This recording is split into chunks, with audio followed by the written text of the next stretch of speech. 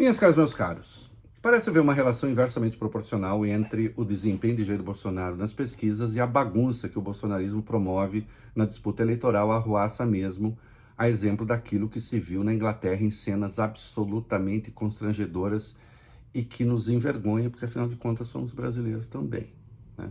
Mas ou o comando da campanha está muito contente e acha que é isso mesmo, tem de fazer o enfrentamento, ou, né, Bolsonaro é refratário a qualquer orientação. Ou se tem um misto das duas maluquices.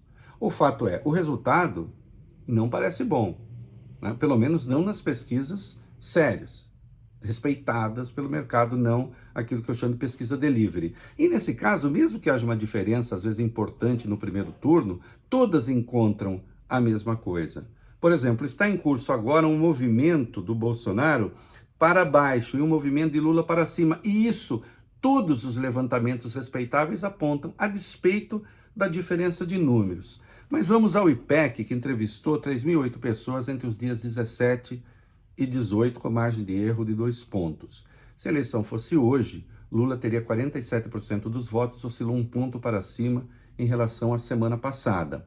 Jair Bolsonaro conservou seus 31%, né? Ele que é do PL.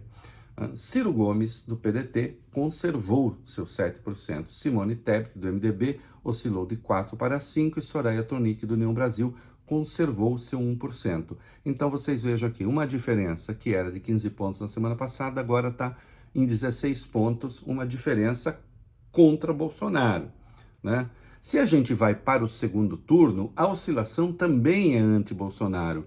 Lula foi de 53 para 54 e Bolsonaro de 36 para 35. Uma diferença que era de 17 pontos, agora é de 19.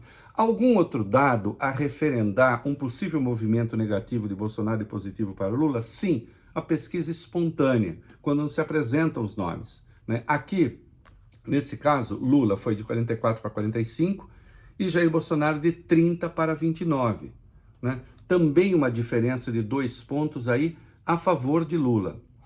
E chamo atenção para uma outra coisa. Qual é mesmo o percentual de Lula nos votos estimulados? 47. E no voto espontâneo, 45. Vocês repararam como são praticamente iguais? Isso indicando a decisão do eleitor? E no caso de Bolsonaro, quando não se apresentam os nomes, 29. Quando se apresentam, 31. Então também, voto também decidido, né? Mais um movimento contra Bolsonaro, quando se vê a rejeição, né? A de Lula oscilou para baixo de 35 para 33, a de Bolsonaro se manteve em 50. E a diferença, como vocês veem, é enorme, de 17 pontos, né? Então, toda a confusão que o bolsonarismo faz, toda a arruaça, não parece resultar em boa coisa. Só que eles não acreditam em pesquisas. Já tem bolsonarista, ontem à noite nas redes, ministro Fábio Faria, por exemplo, propondo o Armagedon, né? Porque a pesquisa não é do seu gosto. Vamos pegar alguns cortes. Vamos pegar os beneficiários de programas sociais. 55 a 25 para Lula. Entre os que recebem até um salário mínimo, 58 a 20 para o petista.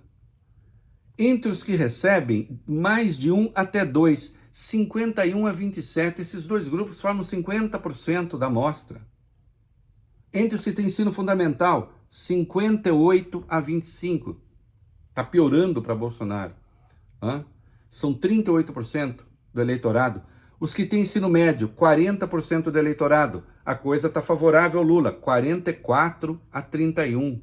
Né? Bolsonaro só empata numericamente à frente, 39 a 37, entre os que têm ensino universitário. Mas são 22% da população. Vamos falar então um pouquinho do Nordeste? Vamos falar um pouquinho do Nordeste, então. Aí a coisa é acachapante, né? 63 a 18 para Lula. Na semana passada, a diferença na região era de 39 pontos, agora é de 45. A região representa 27% do eleitorado.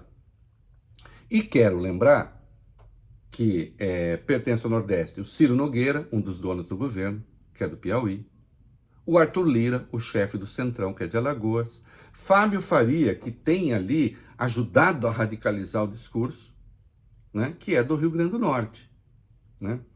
E aqui, particularmente ruim, se destaque o desempenho de Ciro Gomes, que tem apenas 8% dos votos, e ele é do Ceará. Então, a gente vê que a situação está começando realmente a se definir, parece, e de uma maneira muito complicada para Jair Bolsonaro. Vamos a uma outra categoria importante: mulheres. Lula oscilou para cima, de 48 para 50. Bolsonaro oscilou um ponto para baixo, de 28 para 27. Será que eles vão insistir, né, com um discurso muitas vezes misógino de confronto? Ontem ainda, em Londres, Bolsonaro mais uma vez foi grosseiro com uma jornalista. Não aprende nada, nem esquece nada. E não serei eu a convencê-lo a ser melhor ou a parecer melhor do que ele realmente é. É isso aí.